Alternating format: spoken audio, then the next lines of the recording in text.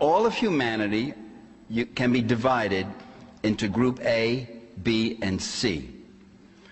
Group A is made up of those people who live principally off stock dividends, interest payments on their bond investments, royalties on their land and mineral holdings, rents on their properties.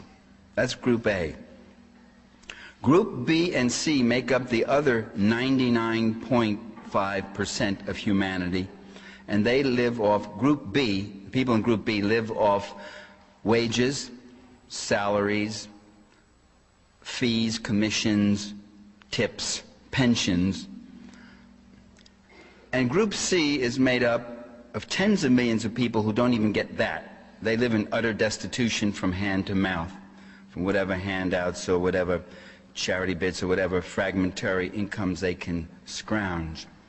The thing that the people in Group A and B have in common is that they both live off the labor of the people in Group B. The people in Group A don't just do this, they're very active. They have an active element. We could call them the owning class because they own almost everything in the world. They own most of the land.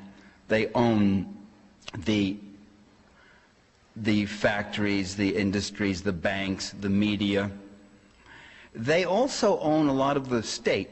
That is, their representatives, the politically active elements from their ranks, move in and become the secretaries of defense, secretaries of state, CIA directors, and they're the ones who also filter out in the beginning with the very first primary. The primary before the one you get to vote in is called the money primary, and they, with their contributions, they filter out who will be the suitable candidates and who will be the unknowns, and who will be designated at the very beginning the front runners. Now, they take great pains at trying to keep the world this way because they love it that way. I know in the movies you see things about the unhappy rich. Don't believe it for a minute. They love having their private planes and their estates and all their wonderful things and their power and their prestige and their immense wealth. And most of all, they're very concerned about those instruments of organization which accumulate that wealth for them, which are called the giant multinational corporations. Corporations are called producer interests. In fact, they don't produce anything. You tell me what a corporation produces. You tell me what a CEO has ever produced. They are, in fact, organizations for the extraction of surplus value from the workforce. They're organizations that to mobilize economic and political power to make the world safe for Group A.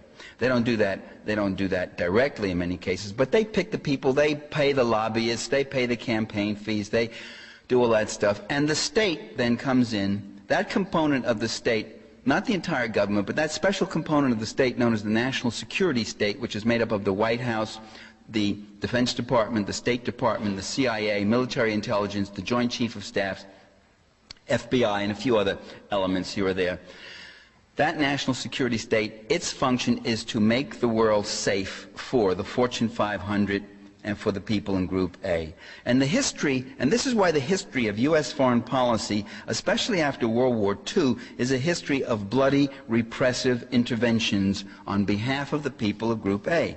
U.S. leaders profess a dedication to democracy, yet over the last 50 years, U.S. national security state, the U.S. national security state has been a key force in overthrowing reformist democratic governments in Guatemala, Guyana, Dominican Republic, Brazil, Chile under Allende, Iran under Mossadegh, Uruguay, Syria, Indonesia under Sukarno, Greece, twice in Greece, Argentina, twice, Haiti, Bolivia, and other countries. These lists, I'm going to give you some lists, they are far from complete. And they replaced them with pro-capitalist military regimes that opened up their markets, opened up their resources, opened up the labor markets to them, and said, come on in, boys, here it is, it's all yours. And if our workers get out of line, if they start organizing and all, we can beat them down.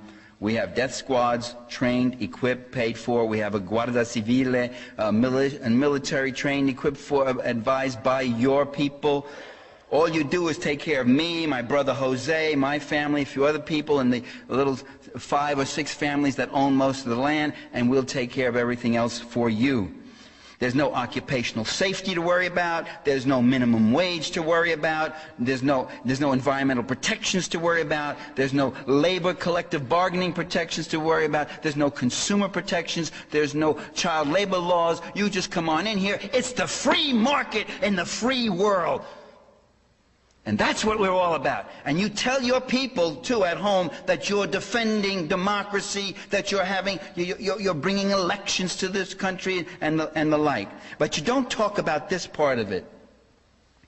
The U.S. has also been active in covert actions or proxy mercenary wars against popular revolutionary governments in Cuba, Angola, Mozambique, Ethiopia, Portugal, South Yemen, Nicaragua, Cambodia, East Timor, Western Sahara, and elsewhere.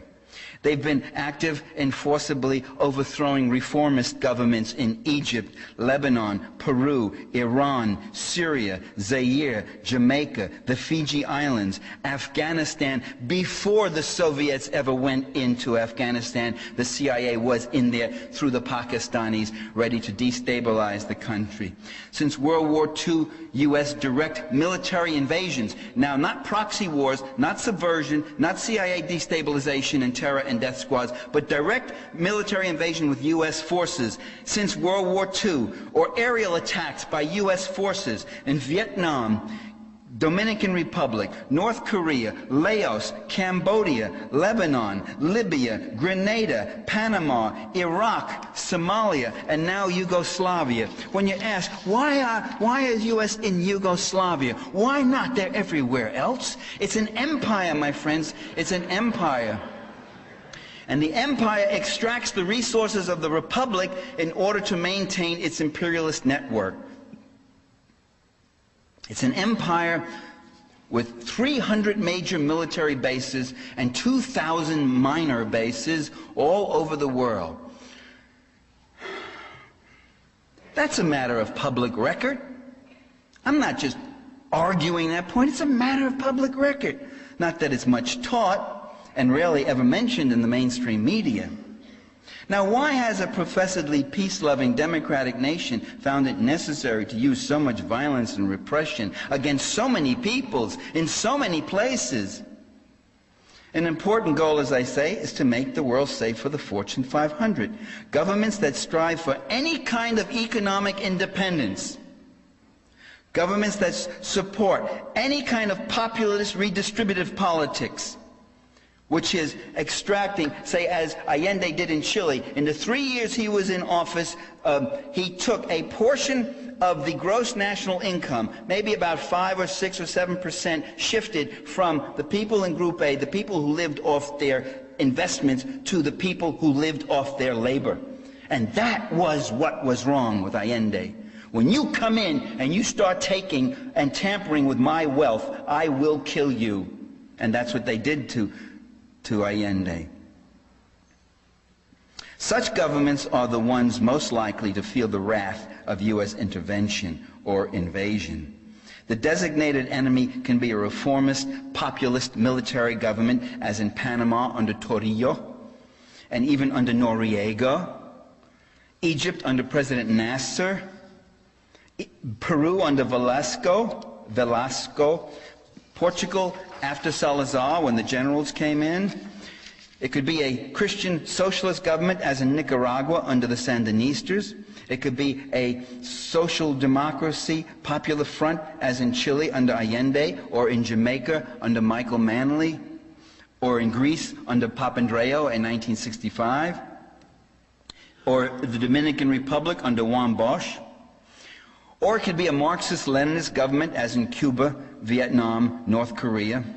It could be an Islamic revolutionary order, as in Libya under Gaddafi, or even a conservative militarist regime, as in Iraq under Saddam Hussein. Saddam Hussein was CIA. He was put in by the CIA, and his job was to stop and put a brake on the Iraqi Revolution. And he was our boy. He was the White House's boy for a long time. But then he started doing some funny things like free medical care, education. Iraq had one of the better standards of living in the entire Middle East. And then he started doing something that was totally unacceptable, trying to fight for a better deal on the oil prices against the Seven Sister oil cartels. And that's when, of course, he had to be done in. The U.S. is also the most active promoter or protector of drug traffickers who serve the gangster functions of U.S. policy, which is terror, assassination, intimidation. Late 1940s, Corsica and Sicilian drug mafia, communist longshore unions, which were honest and militant and dedicated and political, were smashed by these gangsters and terrorists with the help and aid by the CIA. And the payback that the CIA gave to these gangsters was a free hand in the drug trades. In Southeast Asia, the drug lords, active collaboration, the Golden Triangle. Air America was the airline that shipped the heroin out of there. Air America, it turned out, was owned by the CIA. And do you know what the first market was for the Golden Triangle? Where was it? That's right, the soldiers in Vietnam, a perfect market. Nearby, 100,000 young men with nothing to do, homesick, with good money as compared to most of the world, spending money, nothing to do, and all of them, or so many of them, come back with a drug problem. That drug problem didn't just happen. The Vietnam GIs just didn't suddenly just go berserk. It's because that the drugs were there, they were cheap, they were plentiful, they were pouring in. Supply creates demand. We always think of demand creating supply, but in many instances, it's supply that creates demand. In Afghanistan, the Mujahideen who fought against the Soviets were drug dealers. I remember seeing it prominently displayed in the Washington Post on page 22 to 35th paragraph. With the Mujahideen back in power, the heroin supplies, much of which reaches the American streets, will now increase in abundance. I said, isn't this amazing? It's like it was a weather report. There was this one sentence in the middle. I said, now can you imagine if that was Fidel Castro or the Sandinistas or somebody? Why, they'd still be talking about it on the evening news 3 years later, referencing it. And they were CIA supported. And now we have the Kosovar Albanians. Let me quote the San Francisco Chronicle, 5 May 99. Kosovar Albanians, including the KLA, hold the largest share of the heroin market in Switzerland, Austria, Belgium, Germany, Hungary, the Czech Republic, Norway, and Sweden. The eminent political scientist Jim Petrus told me just the other day that the KLA leader owns the biggest whorehouse in Europe. It's in Macedonia. The poverty that we see throughout the third world, those people struggling in Group B, many of them falling into Group C, the hundreds of millions of them, that poverty is not an original historical condition. It was imposed by colonizing forces. Walter Rodney, who was assassinated, Walter Rodney wrote an interesting book called How Europe Underdeveloped Africa. And I always thought the title, the use of the word underdeveloped as a verb, was very important and very revealing. That it was something that was done to Africa. Africa wasn't underdeveloped. There were rich cultures there. Africa is a rich continent. Latin America is a rich continent. Asia is a rich continent. The imperialists, the colonialists, don't go to poor places. They go to rich places. They go in there to take their markets, to take their oil, their timber, their cotton, their hemp, their flax, their gold, their silver, their diamonds, and 1,000 other things. And they go in there to exploit and ruthlessly exploit their labor. That's why you go, Africa is rich. Only its people are poor. And there's still problems in Africa today. There's still outrageous things going on in Africa. Building their own pharmaceutical factories in the Sudan. Where do you get off thinking you can do that when you should be buying pharmaceuticals from the multinational pharmaceuticals? Owning your own land. A lot of the land in Africa is still in the village economy. collectively run, often, by the way, run and worked by women in collectives. They got no business running that land. That's our land. That's our land. That belongs to us. The agribusiness multinationals will get that land. That's what Clinton was doing in Africa last year. He was letting them know there's going to be a GATT for Africa. A GATT, when I was a kid in the old gangster movies, a GATT was a gun you held to somebody's head. Indeed.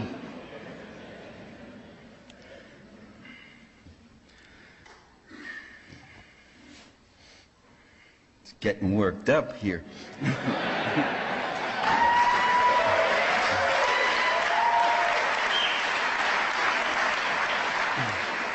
So the goal is to deracinate the population. That is, get them off the land, de-skill them, and then force them to work at subsistence wages. Take the case of India. India was a rich, advanced, developed country until the British went in 1800. And between 1800 and 1830, the Indian textile industry, which was outperforming the British textile industry in exports and quality, was dismantled. And between 1840 and the whole balance of trade was shifted. The great textile centers of Dhaka and Madras were de-industrialized, and the people were sent back out on the land to grow cotton for the factories in Manchester and London. And between 1850 and 1900, the Indian per capita income fell by 65%. So that poverty in the third world, that so-called underdevelopment, these so-called developing nations that are now beginning, like little children, learning how to walk, and we will help them along. These countries are not underdeveloped. They were overexploited. They're maldeveloped.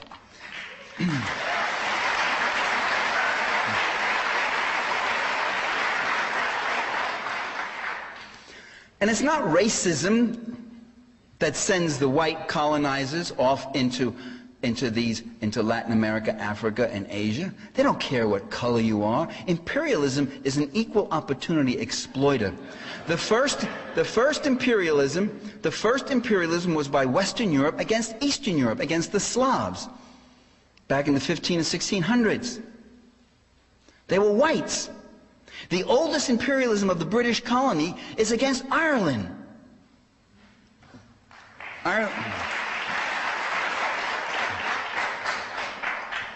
Frederick Engels, traveling through Ireland in 1856.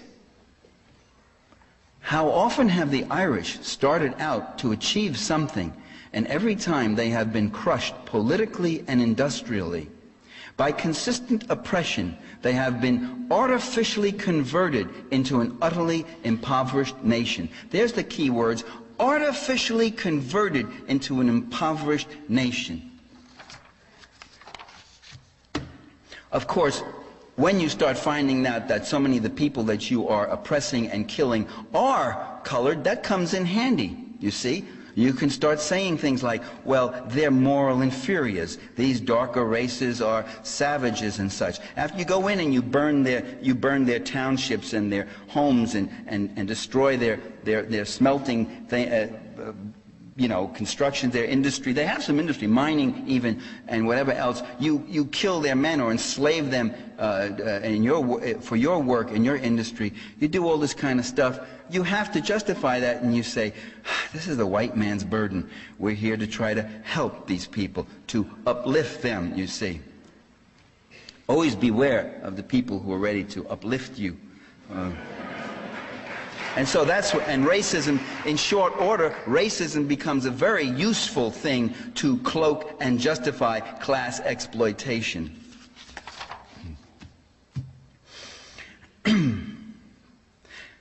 Now, why is the U.S. national security state involved in acts of destabilization, sabotage, propaganda, terror, drug trafficking, torture, and death squads in Latin America, Asia, Africa, and Europe? Why is it now suddenly so impelled by humanitarian concerns for the Albanians in Kosovo? Is that why we're in Yugoslavia? Is it humanitarian compassion that compels U.S. forces to have bombed 4 countries in the last 6 months? Is it humanitarian concern that the U.S. is involved in proxy wars in Angola, Colombia, and various other countries? If it's oppressed minorities U.S. leaders are worried about, why doesn't Clinton bomb the Turkish people for what their leaders have been doing to the Kurds? Why doesn't he? I mean, it would be crazy and irrational to bomb people in Turkey, to bomb the ordinary people because of what they're doing. But that's what we're doing. That's what is happening in Yugoslavia. Why don't we bomb the Indonesians for killing over 200, because their generals killed over 200,000 East Timorese? What about bombing Israel for what it's done to the Palestinians? What about bombing the Czech Republic for the way it has mistreated the Romani, or called gypsies here in our country? What about bombing the Guatemalan people? Let's go bomb Guatemala City for the systematic slaughter of tens of thousands of Mayan villagers all over Guatemala. In fact, the U.S. wouldn't ever think of bombing them. The U.S., in most of those cases, Turkey, Indonesia, Guatemala, gave them aid, gave them guns, gave them training, is totally complicit with those horrible atrocities. Why doesn't he bomb Great Britain for oppressing the Catholic minority in Northern Ireland?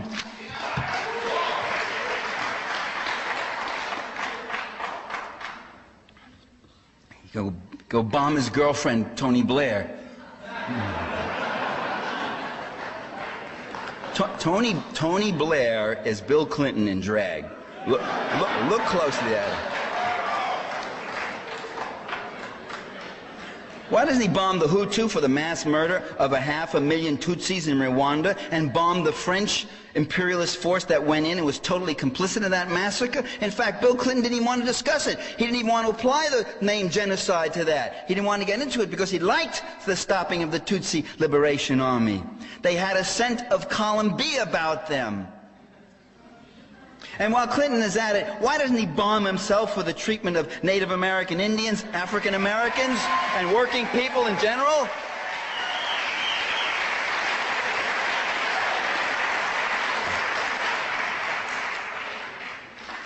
In 1919, a noted conservative economist, Joseph Schumpeter, whose work I've read extensively, incidentally, Schumpeter wrote this about ancient Rome.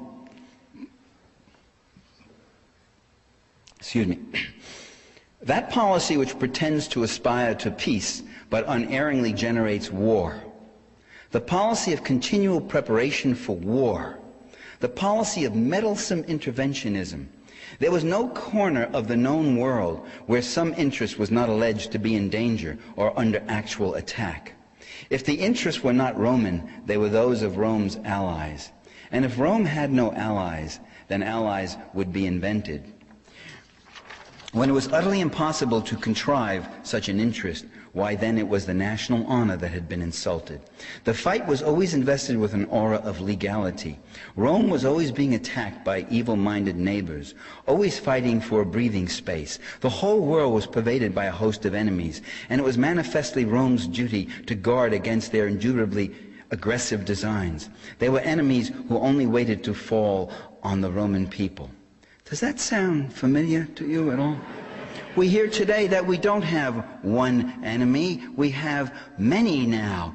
The world communism has been defeated, but now we have many different enemies. They're all around, ready to pounce on us. And unless we keep those extortionary military budgets going, unless we keep being everywhere, all the place, our people will not be safe. They're out there ready to pounce upon us. Why aren't they ready to pounce upon Denmark, say? I mean, why doesn't Denmark have a world empire?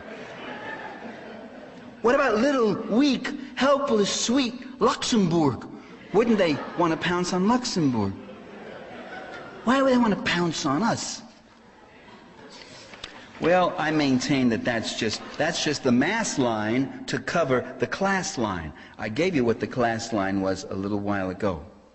Yugoslavia, ladies and gentlemen, brothers and sisters, was built on an idea. As Ramsey Clark said, very few countries are actually built on an idea. The idea was that the southern Slavs would not remain weak, divided people falling out among themselves or falling prey to some imperialist outsider. That they would join together and they would have a territory that was large enough and strong enough to become a viable nation with its own development. And sure enough, after World War II, multi-ethnic socialist Yugoslavia was a post-war industrial power, a viable nation, and an economic success. Between 1960 and 1980, it had one of the most vigorous growth rates, a decent standard of living, free medical care and education, guaranteed right to a job, 1 month free vacation with pay. Oh, when was the last time I had a month vacation? Oh, I can't remember. Affordable public transportation, housing, and utilities. Literacy rate over 90%. Life expectancy was 72 years. Most of the economy was in the public, not-for-profit sector. Now, such a country is a kind that global capitalism normally would not tolerate.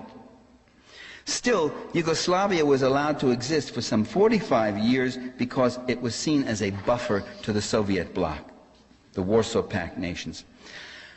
At the same time, efforts were made to undermine the socialistic features of Yugoslavia's economy. Yugoslavia opened itself up to Western capital penetration as early as the late 60s, early 70s, I think it was.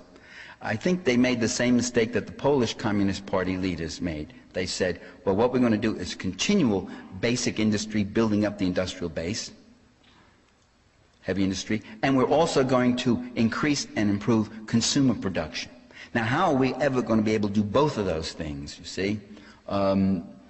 Very simply, we got the answer. We'll borrow from the West.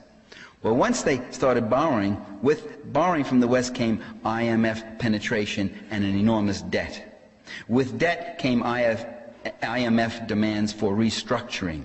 Restructuring is a euphemism for a harsh austerity program. You cut back in public sector spending. You cut wages. You cut employment.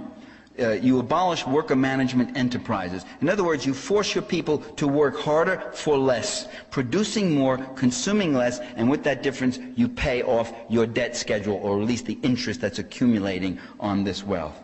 Still, much of the economy was public sector and not-for-profit, including the very rich reserves of minerals and other natural resources in the province of Kosovo and elsewhere.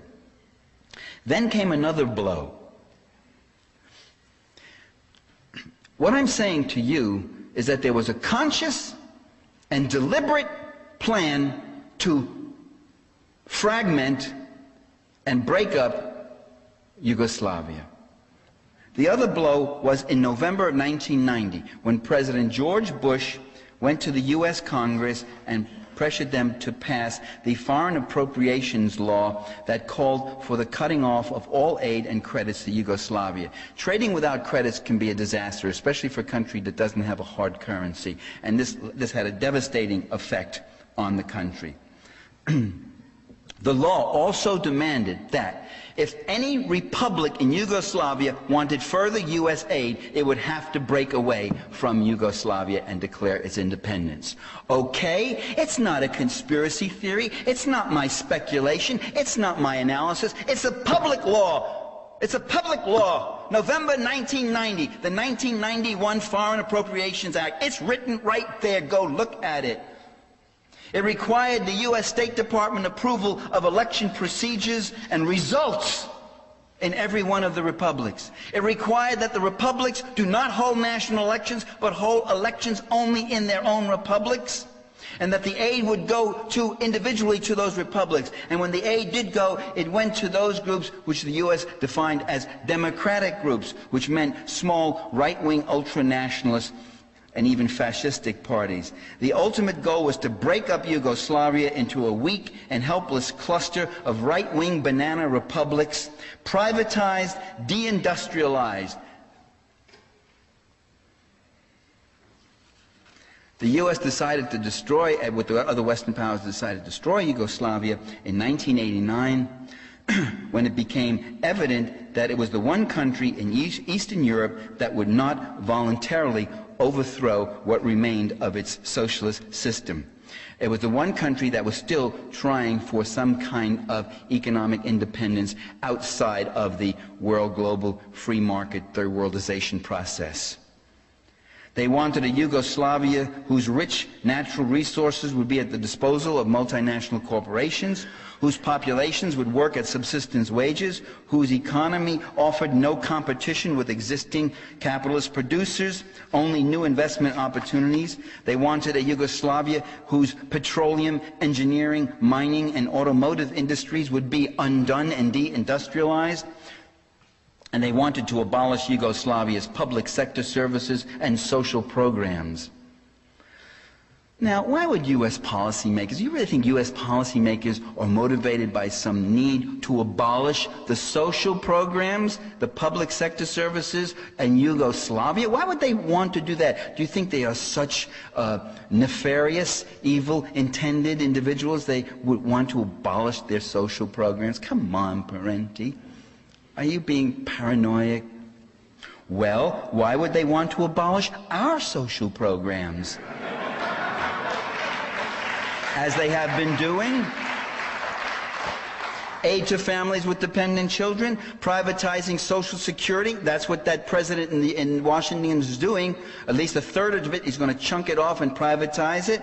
Right under your noses while saying he's saving and serving Social Security, public health services, public education, environmental regulation, as inadequate as all of these things have been, being cut back, cut back, cut back. Library services, oh, we used to have that service. Sorry, we don't have enough funds anymore. Not enough funds because we've got to build those missiles, you see. It's the third worldization of Yugoslavia, and it's the third worldization of the USA, and it's the third worldizations of everywhere. That's what the people in column A want.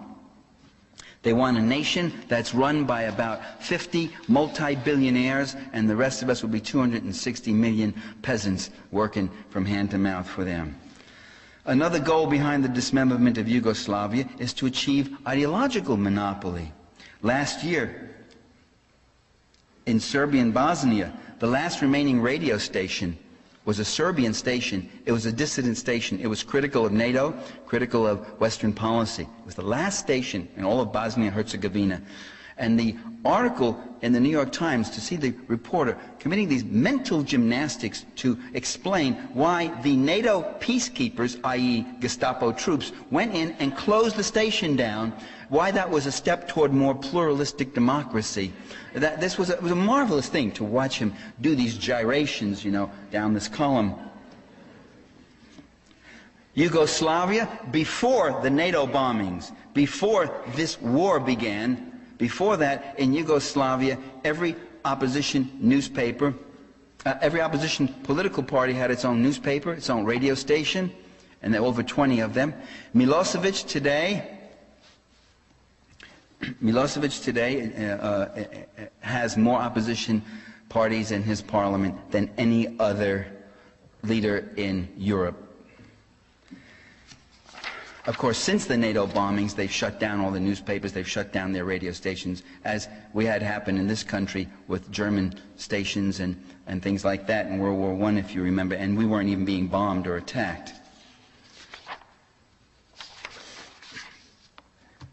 Milosevic has been elected president 3 times, twice of the Republic of Serbia, once of the Yugoslav Republic, or what's left of it now, in elections which foreign observers said were pretty much okay and legitimate.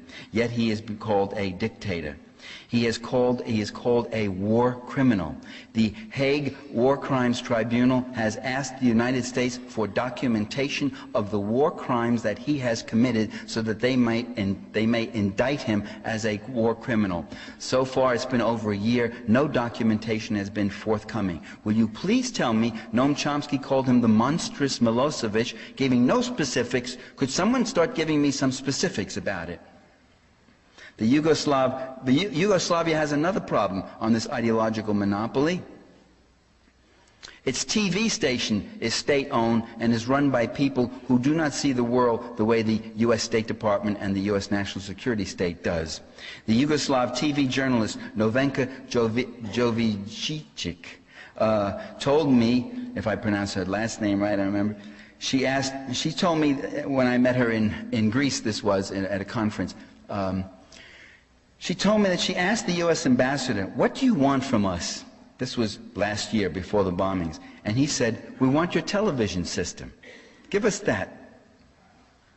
The U.S. imperialists want an ideological monopoly of all the world's media. And they've got something close to that already. In 1992, another blow was delivered against what remained of Yugoslavia. International sanctions led by the U.S. A freeze was imposed on all trade with Yugoslavia. The results brought utter economic disaster, hyperinflation, mass unemployment up to 70%, malnourishment, the collapse of the healthcare system at great cost to the population. By the way, sanctions, as the sanctions in Iraq demonstrate so horribly, the civilian population does not suffer collateral damage or incidental spin-off from sanctions. The civilian population is the primary target of sanctions. That's who's being targeted. To justify this violent intervention to the U.S. public, there's been an unrelenting demonization of the Serbian people for the better part of a decade. Don't take my word for it. Listen to Charles Boyd, listen to his credentials, former deputy commander of the U.S. European Command. Listen to where he wrote in Foreign Affairs, the establishment journal, the establishment foreign policy journal in the U.S. In Foreign Affairs, September, October '94, Boyd says, "The popular image of this war in Bosnia is one of unrelenting Serbian expansion. In fact, what the Croatians call the occupied territories is land which the Serbs have held for more than 3 centuries. Most of the same is true of Serb land in Bosnia." In short, the Serbs are trying to hold on to their own. The U.S. has punished one side in this war, and unfairly, Boyd says. It has supported the legitimacy of a leadership in the Bosnian Muslim government that has become increasingly ethnocentric in its makeup, single-party in its rule, and manipulative in its diplomacy. We say we want peace, but we have encouraged a deepening of the war. Why were the Serbs targeted for demonization? By the way, at first they weren't. The U.S. was sort of backing the Serbs, and they pulled a guy up who they decided would be their man in the breaking up of Yugoslavia. He was a banker, and he was a Serbian nationalist, and his commitment to communism was very, very fuzzy or vague. And he was the ideal guy, they thought, and they called him a charismatic personality. His name was Milosevic. And he was our guy. But when they discovered that instead of being a tool, he would be an obstacle, then, of course, he became demonized. The Serbs are the largest nationality, and they're the one most opposed to the breakup of the Federation. But what about all the atrocities they've committed? Well, atrocities and executions have been committed on all 3 sides. You know, it really was fascinating. Someone got to do a media analysis of this. In '95, when Clinton was thinking of going in to Bosnia, the atrocity stories about the Serbs started piping up. I'll talk about some of them later in a minute. When he decided, as the '96 election started getting closer, when he decided it might be too messy and we shouldn't go in, the atrocity stories slowed down, and then the media started. There was a frame of maybe about a month or a couple of months there, a frame where they started saying, the Serbs are not the only ones committing atrocities, and they started quoting Croatian and Muslim atrocities and this sort of thing. It was amazing. Then when he decided after '96 that he was going to go in again, then the Serb atrocity stories came up again. It's sort of like the gas flame on your stove, the way the media will follow policy. And there's no hidden mystery about it. There's no conspiracy about it. They wait till what's fed out to them. If the Pentagon or the U.S. or the White House says this is terrible, they say, this is terrible. We've got to go do this. They've got to go do this. U.S. are concerned. We've got to go do that. They are the stenographers of power, you see.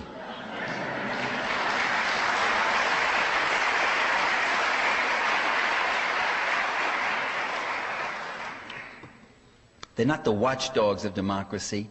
They're the lapdogs of the national security state.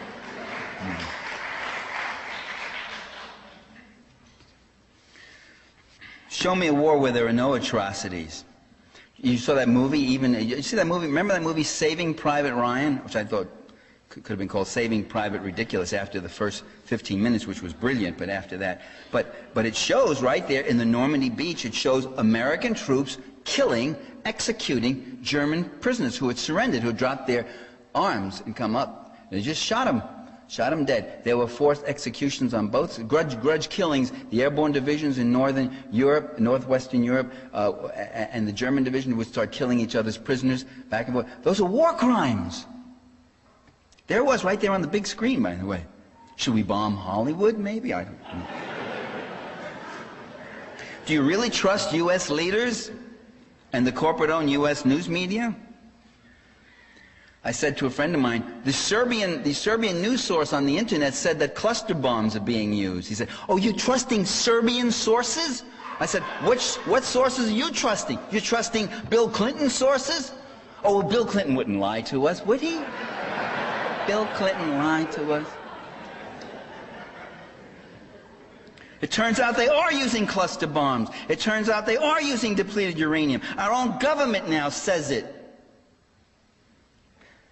You trust their stories? You remember the 500 premature babies that the Iraqis supposedly ripped from incubators in Kuwait, laughingly throwing the babies down on the hospital floors, vivid, detailed descriptions, even names of some of the poor victims whose little premature baby was in there. It turned out the story was a total fabrication. 500 premature babies in incubators. It turns out in all of LA County there's not more than 50 incubators. Half of them are not being used at any one time. Did Kuwait specialize in premature births?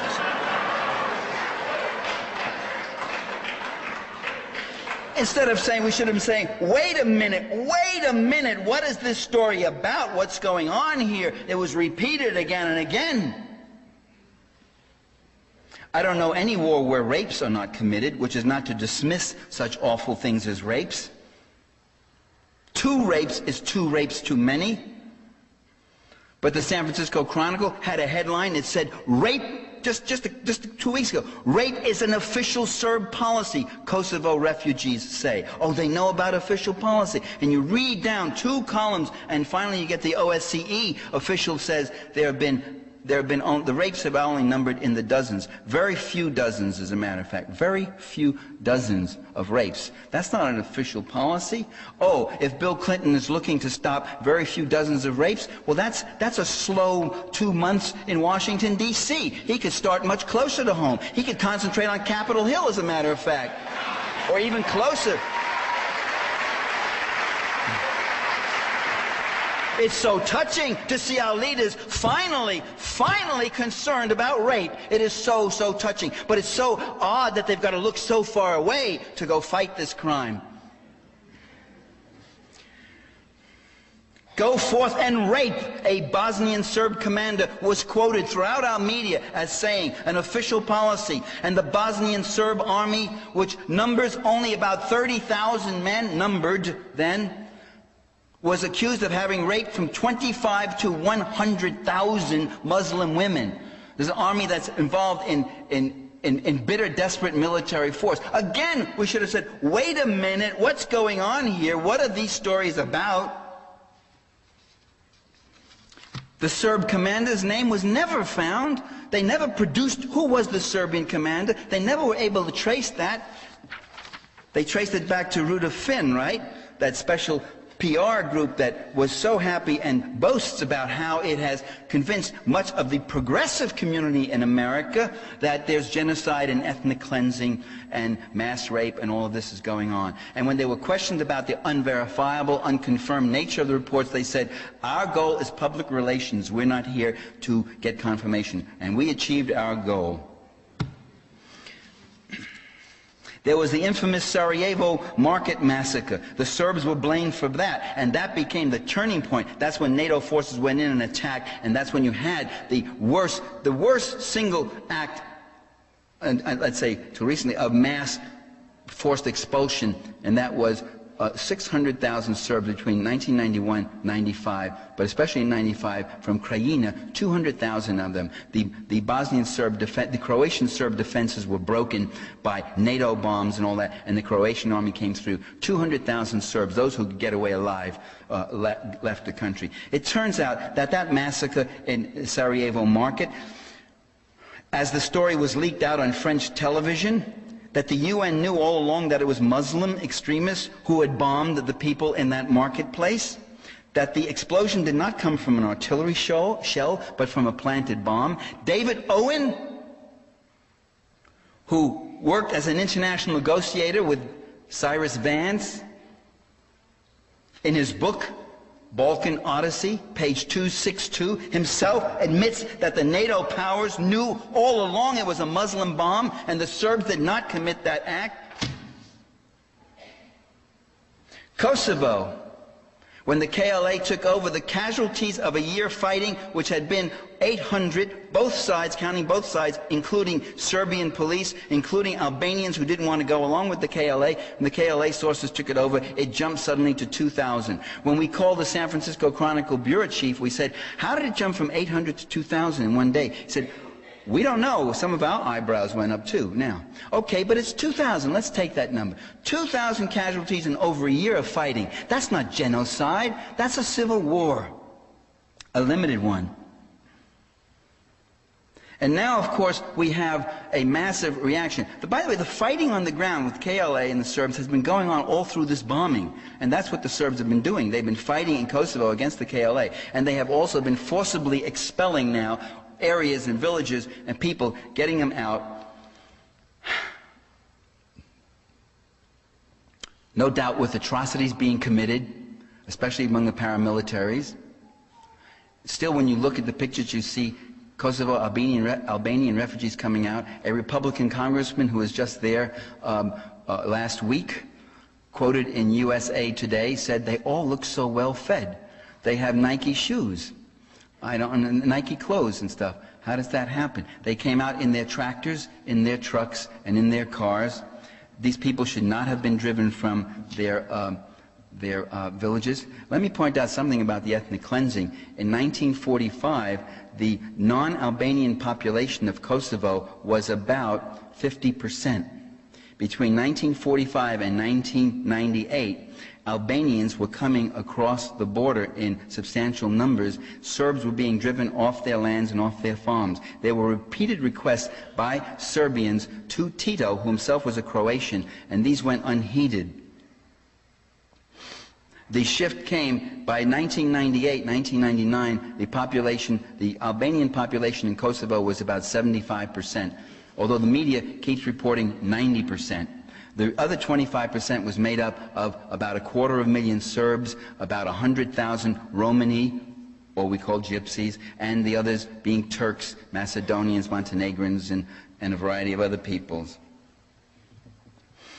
We also see how the leader of the country is demonized when he is targeted by U.S. policy. Gaddafi of Libya, whose actual sin was to nationalize the oil industry in Libya and begin to take the earnings from it and spend it on the people in column B, on things like reforestation and health and education and clinics, rather than giving it all to the people in column A. Gaddafi, a Hitlerite megalomaniac, a pathological liar. Libya is now the object of sanctions. Noriega of Panama, a swamp rat, one of the world's worst drug thieves and scums. That was Peter Jennings on ABC said that one. I'm quoting Dan Rather's, Peter Jennings, Tom Brokaw here, a Hitlerite admirer. Saddam Hussein, the butcher of Baghdad, a madman, a beast, worse than Hitler. Do you remember George Bush? George Bush was saying that about him. Saddam Hussein is worse than Hitler. You know, that dynamic, fiery way he has. Georgie, do it to me. Oh, wow, you just set me on fire, Georgie. You just... There was a very cruel feminist who said once that George Bush reminds every woman of her first husband. I guess that means, you know, the one you sort of should marry, who has all the proper credentials, and he's kind of, instead of the one with the improper credentials that you really want to be with, maybe. But you know, I thought it was very funny. George Bush reminds every woman of her first husband. Then I started thinking about it, you know. So I called up my ex-wife. I said, do I remind you of George Bush in any way? She said, what are you talking about? So I felt much better, you know. Well, you know, we all have our moments of insecurity, you know.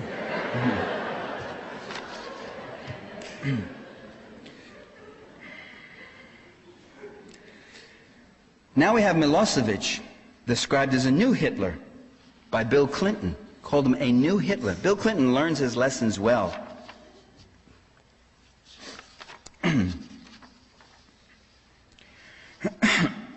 Listen to the New York Times. The New York Times did there's a couple of paragraphs of psychobiography they had on Milosevic. And I want to read it. The people who write for the New York Times are very brilliant. Ooh, they're so brilliant, the New York Times people. They must be because they think so themselves, you know. And so it must be true. So I want to read this brilliant passage from the New York Times. And they're from New York, don't forget. Hey, I'm from New York, but I'm really not brilliant. If I were, I'd be writing for the New York Times. Milosevic.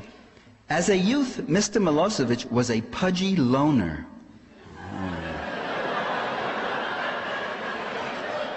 See, now being a loner in the American political lexicon, this is obvious evidence of psychopathology, and you're an assassin, obviously, you know.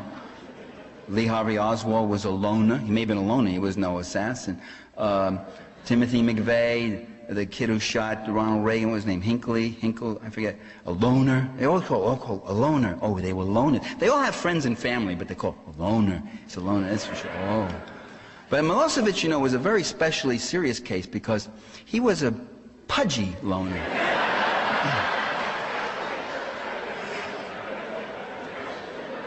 See, now, pudginess is un-American. I mean, I don't think so. I think pudginess isn't bad at all, but pudginess is un-American. Now, if Milosevic, though, if he was a lean loner, that would be bad too. So it's best not to be either pudgy or lean. Let me read this whole quote to you. Take it from the top again. As a youth, Mr. Milosevic was a pudgy loner. That's 2 strikes, pudgy loner. Who shunned sports, strike 3.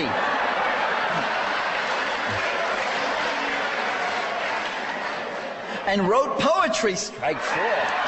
Oh, mommy, strike 4. Does anyone need any further proof that here was a psychotic killer nerd?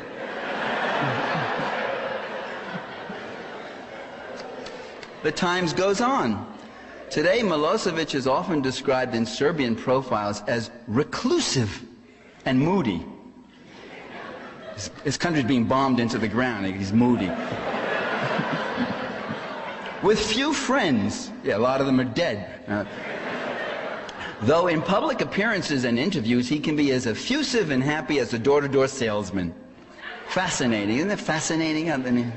So we have an effusive, reclusive salesman type.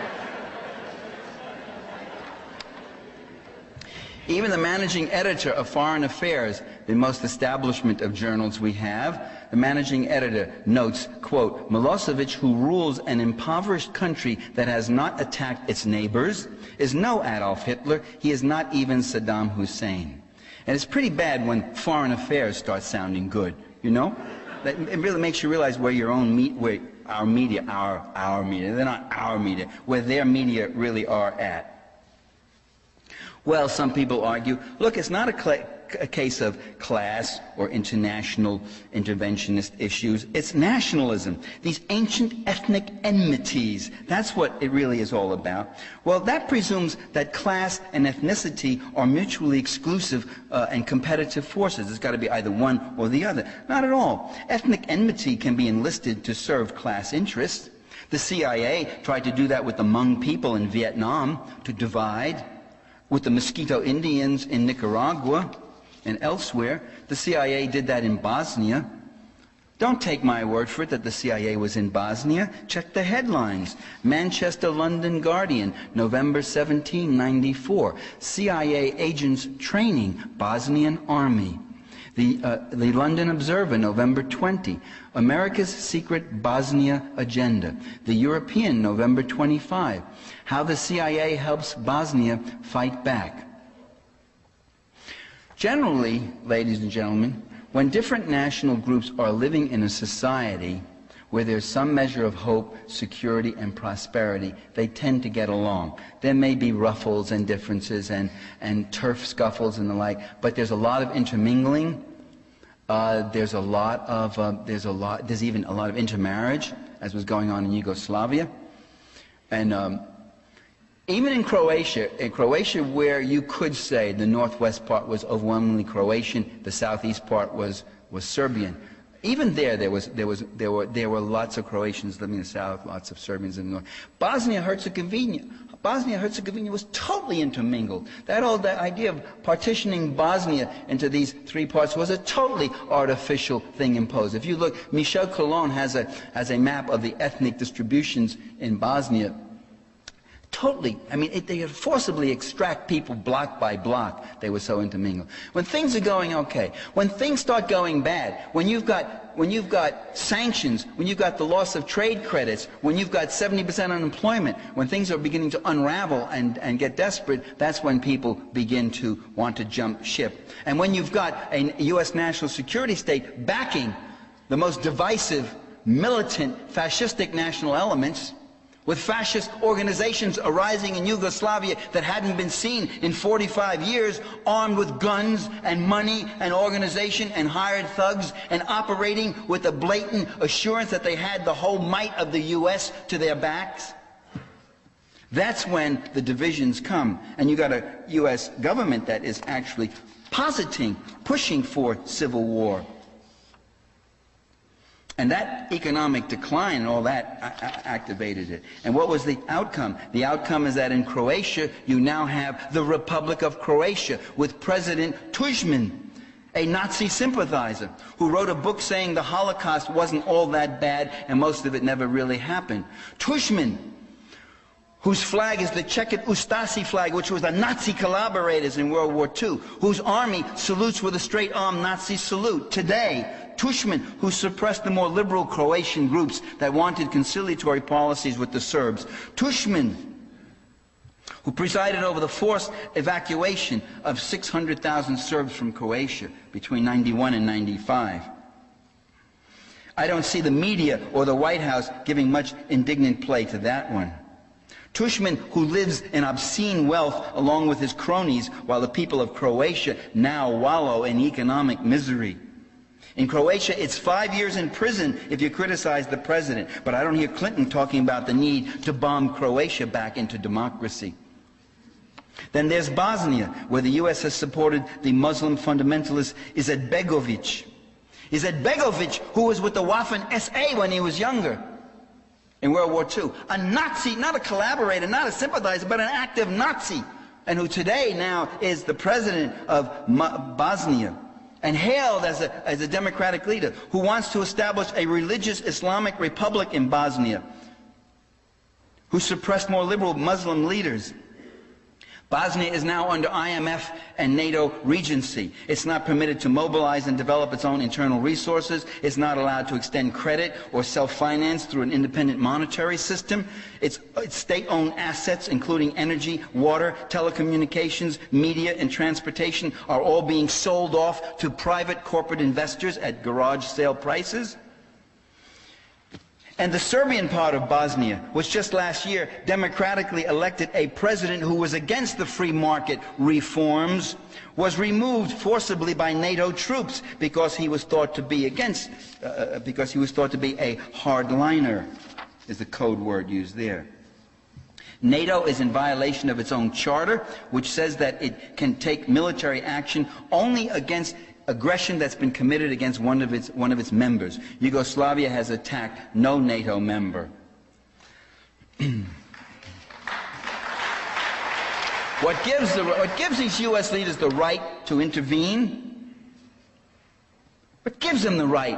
I hear my fellow Americans, I hear some of my progressive friends sounding like little Colonel Blimps, little imperialists. Well, we've got to do something. We got to do something? Really?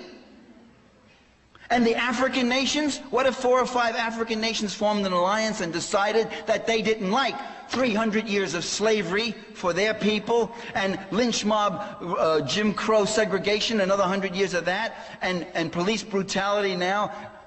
What if they decided to invade the U.S.? What if they had the power and the technology to do that and say, we don't like the way you've been treating the African minority in the U.S.? Well, we wouldn't think that that would be the normal course, and they'd had an innate right. But there's this arrogance of power here that we, says the little fly on the chariot wheel, we are kicking up such a great dust.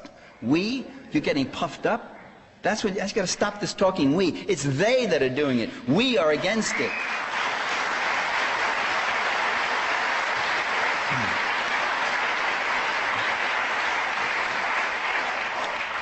U.S. leaders have actually abandoned any kind of traditional diplomacy. You know, traditional diplomacy is a process of give and take. In traditional diplomacy, you have a proposal, a counter-proposal.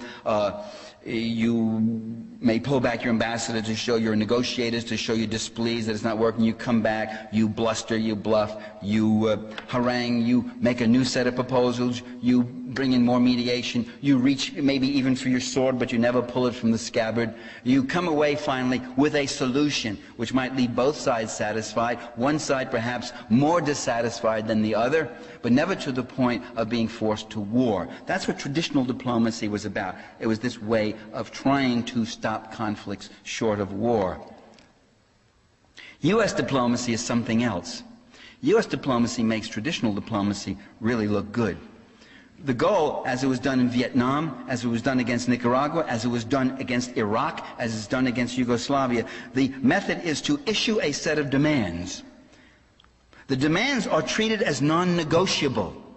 This is what you're going to have to do. Although to the American people and in the media, they're called accords.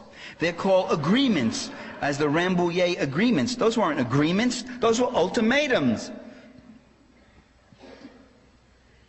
And by the way, Milosevic accepted every one of the Rambouillet agreements except one.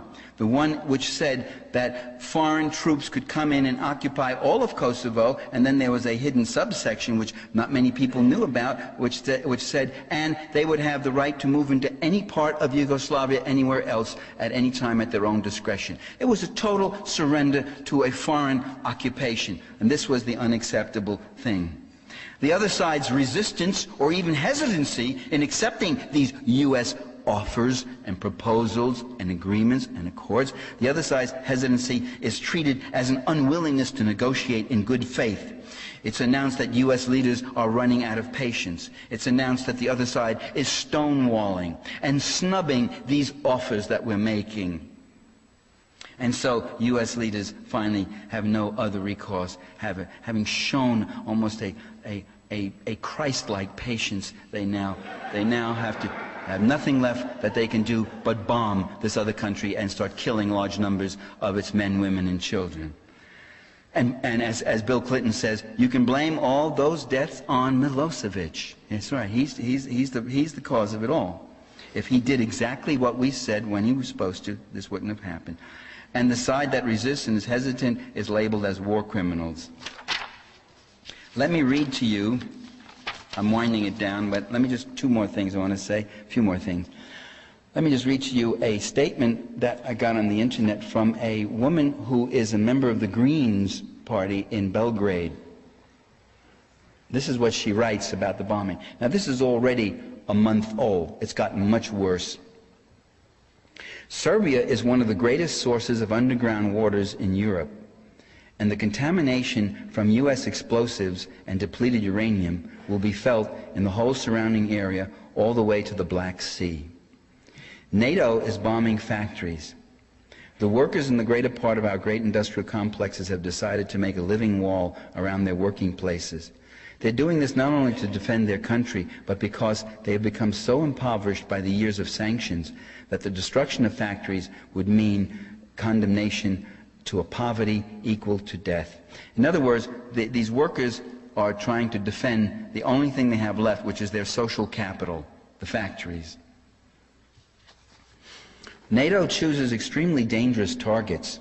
And then she goes on about nuclear reactors, nuclear waste storage places that have been getting close to being hit, petrochemical factories where the fumes are escaping, artificial fertilizers. The municipality of Baric has also been hit with the great complex for the production of chloride, which is using Bhopal technology. You remember what happened in Bhopal? 4,000 people died, horrible deaths, respiration, in Bhopal, India.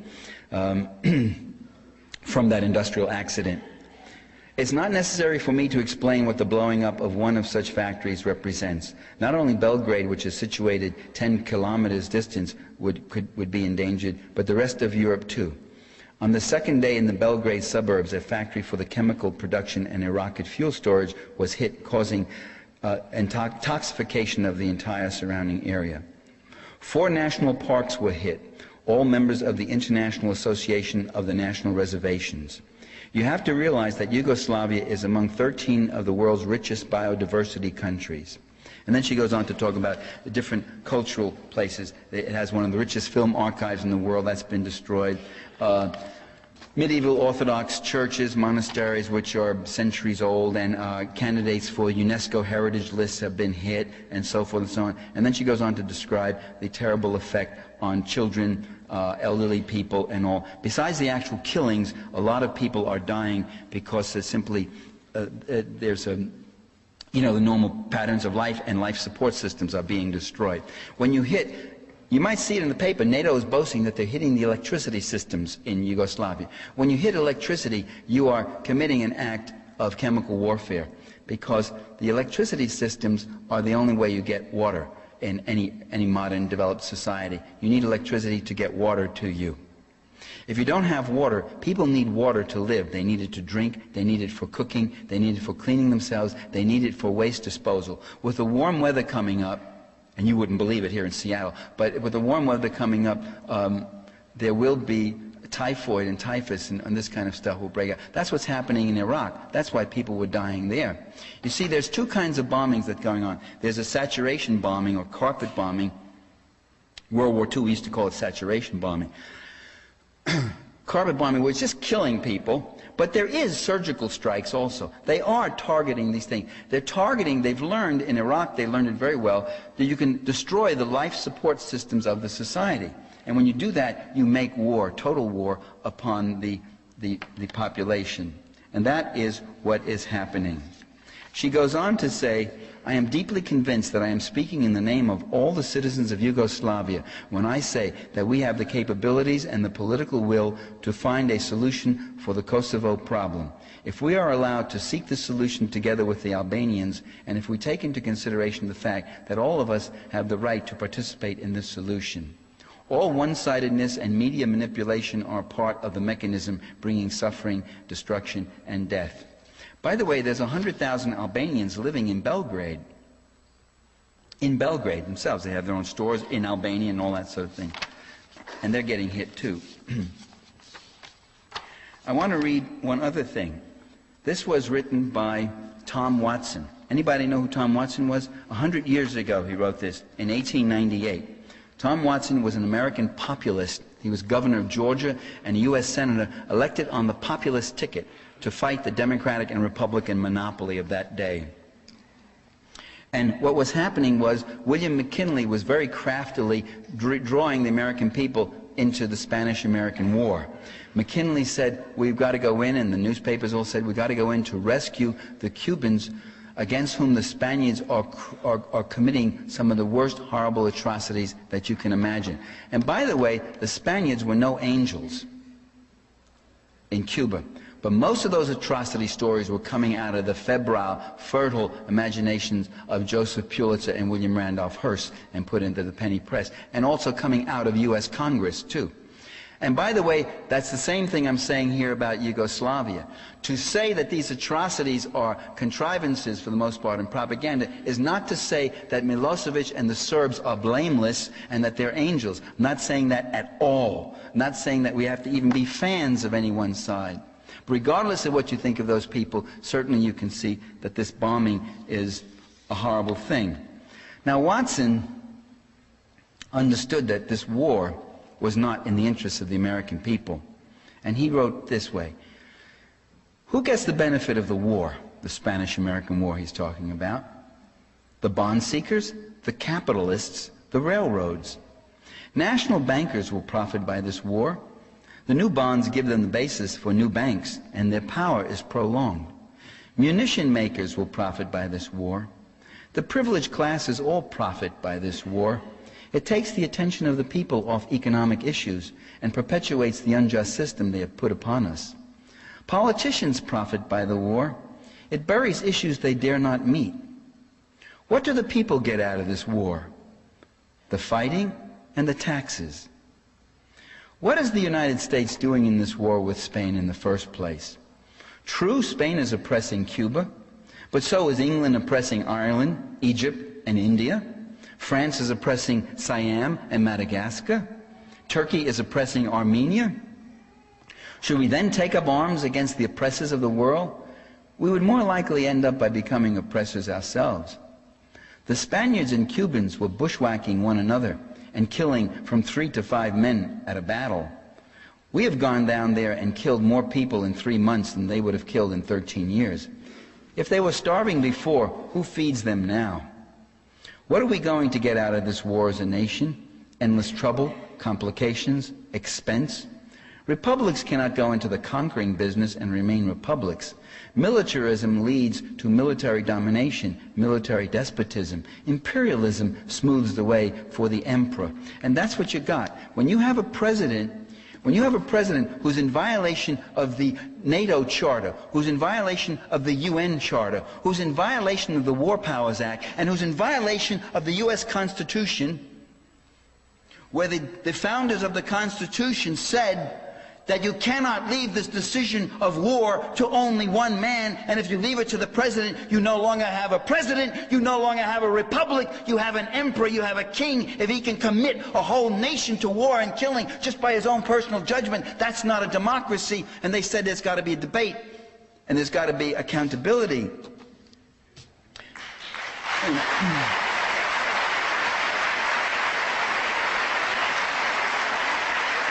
I remember during the Iraq War, a student said to me, well, that's where you and I differ, you see, because I have faith in the president. He was talking about George Bush. I said, excuse me, you have faith in the president? He said, I trust the president. I have faith in him. I said, what does that mean, you have faith in the president? This isn't religion. I mean, you have faith in him the way my Italian grandma had faith in St. Anthony? Do you have a picture of George Bush on your bureau? You light little candles to him, do you? You trust your president? You mean the way trust, meaning you give your destiny, a portion of your destiny to someone unquestioningly, as you might to very close loved ones or close relatives? And even them, check them out once in a while, right? No, democracy isn't about faith. It isn't about trust. It's about distrust. It's about accountability. It's about challenge. It's about debate. It's about exposure.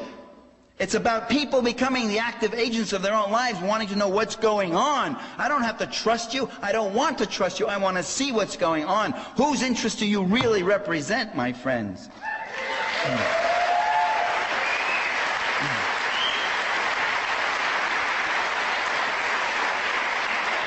And we hear people say, including some of our progressive friends, our liberal friends, yes, I know, the bombings don't work. Oh, I'm not supporting those bombings. The bombings are stupid, I know. But well, we've got to do something. Well, the bombings aren't stupid, they're profoundly immoral. The Serbian army, which is expelling people, by the way, many of those people are fleeing the bombings. If you read those accounts closely, you find a lot of these people saying, we're fleeing the bombings. 50,000 Serbs have fled from Kosovo in the last 3 months. Are the Serbs ethnically cleansing themselves? The bombings do work. The bombings are working. They know what they're doing. Just because you don't know what they're doing doesn't mean they don't know what they're doing. Of course they know what they're doing. The bombings are achieving what they're supposed to, which is to destroy Yugoslavia, to turn it into a deindustrialized, beggar-poor nation of cheap labor, completely defensive to the interests of capital investors. This is a batterer's policy. The batterer is not irrational. The batterer uses violence against his helpless spouse. He uses just a certain amount of level to get a certain response and batters that person down and batters the person down. And that's what this is. It's a battering policy to destroy and smash them down, but smash them and splinter them so badly that they will never rise again and never come back again, even as a viable bourgeois nation, let alone socialist. The old arguments we hear with regard to Vietnam are coming back. Well, we can't just pull out. Oh, yes, we can. We can. We can do it with 2 words. You can pull out with just 2 words. It calls ceasefire, and then another 2 words, NATO disband.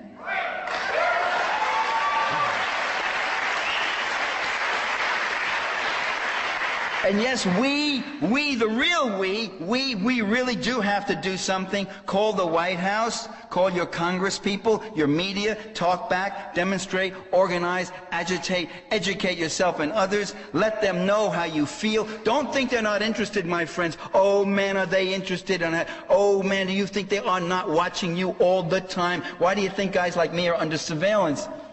I mean, I'm not kidding you. When I pick up the phone rings and I pick it up and someone starts talking to me, mimicking in a mocking tone a conversation I just had on the phone 2 hours ago with someone else, then you're moving from surveillance to harassment. But they let me know that I'm under surveillance. But it's not just people who are super active and all. They want to know what the general public is thinking. They never stop thinking about you. When you say, oh, they don't care what we're thinking. Oh, no, they always focus on you because they know they're standing on your shoulders. And if this great mass began to shrug and rumble and all that sort of thing, it gets very wobbly up there.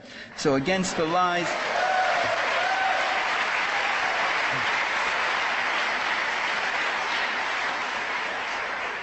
Against the lies and the homicidal violence of this national security aberration, the thin, frail voice of reason and democracy can become a mighty chorus and a strong resistance. I have seen it happen before, and we can make it happen again. Thank you, ladies and gentlemen.